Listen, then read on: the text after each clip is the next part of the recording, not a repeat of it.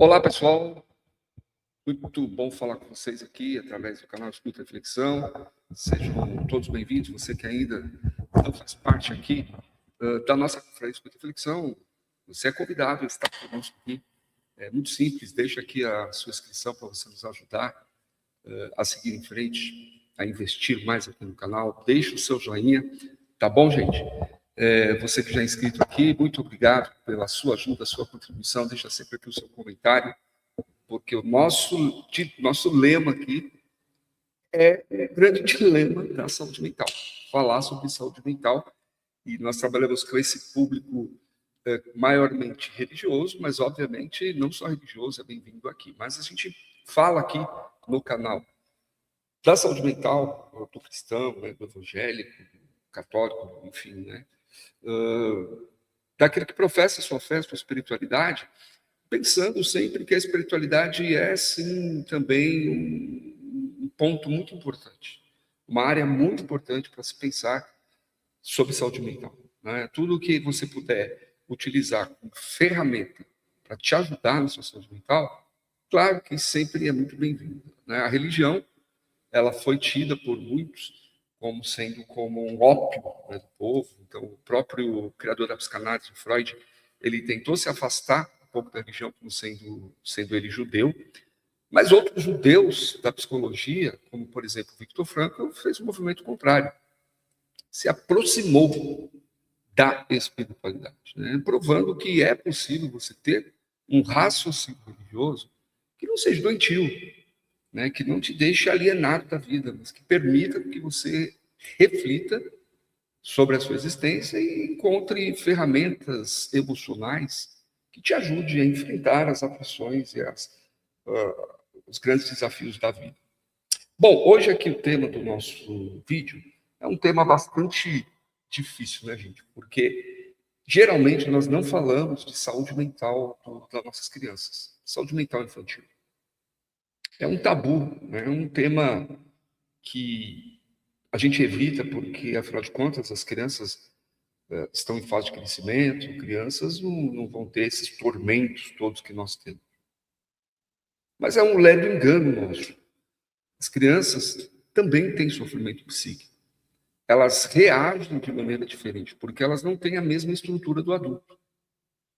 Mas elas também sofrem. Então, uma criança que é submetida a um ambiente hostil, tóxico, crianças que têm problemas, enfrentam problemas de transtornos dentro da sua casa, dentro de outros ambientes que são considerados também muito importantes para a vida e existência da criança, como a escola, o ambiente religioso, né, a igreja, o ambiente familiar, enfim, a criança, ela tem muitas situações que podem causar aflições, podem causar dor na criança. E a criança, ela dificilmente vai falar, vai expressar isso.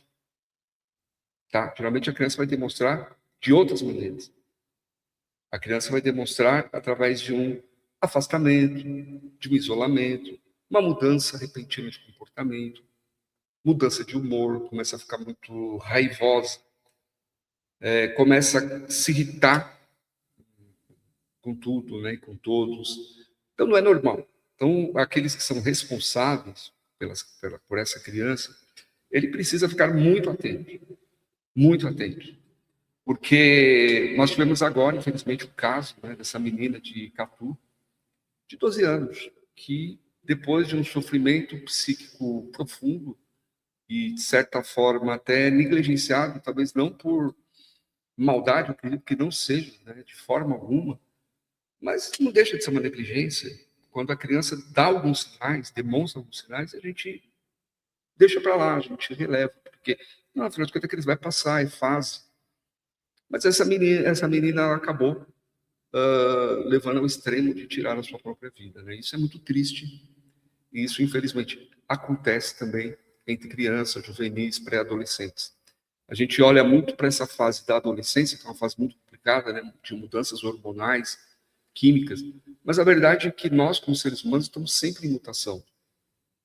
E o que acontece na nossa primeira infância ali, ao nascermos, né, nós, até os 3 anos de idade, vão ficar de alguma maneira gravados ali no nosso inconsciente. Muito embora a gente não tenha muitas memórias do que aconteceu com 3, 4 anos de idade, aquilo ali pode ficar gravado, né? Aquilo ali vai impactar na nossa formação também. Então, crianças que têm grandes rupturas relacionais, que enfrentam grandes pressões emocionais, sentimentais, elas podem depois reproduzir isso de uma maneira comportamental, relacional, e isso vai ficando evidente para quem está próximo dessa criança.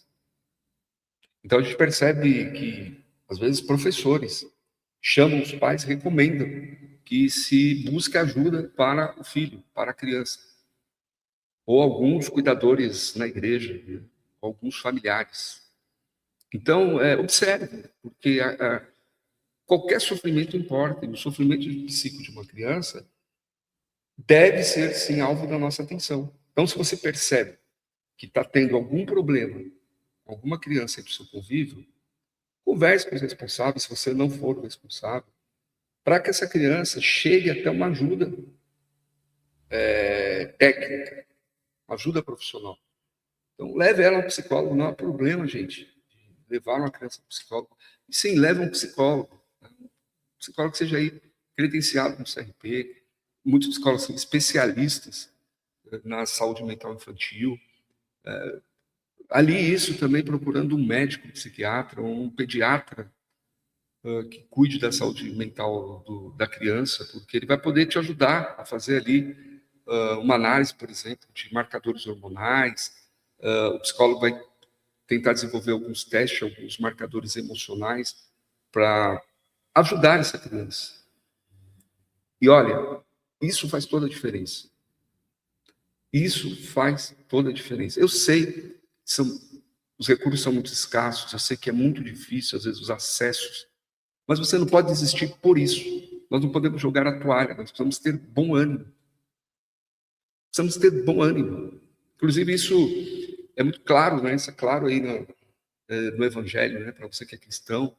O Evangelho diz claramente, né? No mundo você vai ter aflição, mas tem de bom ânimo.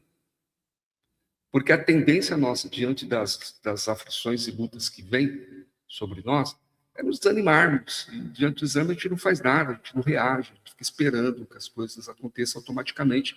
E não vão acontecer. É preciso que haja uma disposição nossa. Então, eu percebo muitas mães em grande aflição, porque o filho está apresentando algum sinal de hiperatividade, algum comportamento que demonstra que a sua cognição não está totalmente ali alinhada. Pode acontecer, né? Mas eu não sei o que está acontecendo com o meu filho. Busca uma ajuda, gente. Hoje nós temos muitos recursos aí para ajudar as crianças neurodivergentes, né? Que nós chamamos na psicologia, que tem algum probleminha que vai ter que ser cuidado. Ela é uma criança, como toda criança, tem que ter todo o cuidado, todo o respeito como toda criança, mas em algum momento, em algum aspecto, algum cuidado especial vai ter que se ter com essa criança. Tá bom, gente? Então, vamos fazer assim? Vamos ficar atentos também à saúde mental dos nossos pequeninos. Ok, gente? Vamos prestar atenção. Vamos escutar eles. E escutar principalmente aquilo que eles não dizem, mas que eles estão sinalizando e demonstrando o tempo todo, só que nós não paramos para dar uma devida atenção para isso. Tá bom, gente? Então, vamos lá. Fiquem todos aí com Deus. Um abraço fraterno. Se você quiser contribuir, será muito bem-vindo. Deixa aqui o seu comentário, compartilhe também esse vídeo. É um prazerzão ter você aqui no Escuta e Reflexão. Um abraço fraterno, até o nosso próximo vídeo.